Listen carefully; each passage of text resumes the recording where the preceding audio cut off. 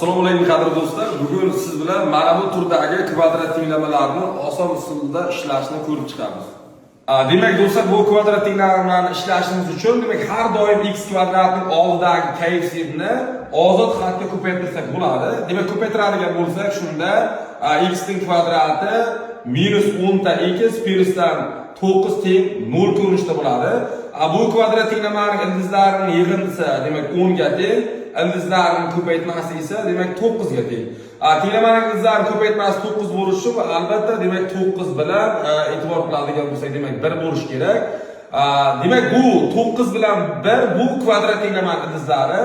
Demak berilgan kvadrat tenglamaning ildizlarini topishimiz uchun boya 3 ga ko'paytirib olgan edik. Demak shunda har bittasini 3 ga bo'ladigan bo'lsak demak bu kvadrat tenglamaning ildizlari demak 3 bilan 1 tarsini 3 ga tenglaydi. Do'stlar, mana shu turdagi qiziqarli misollarni kuzatish uchun bizdan uzoqlashmang.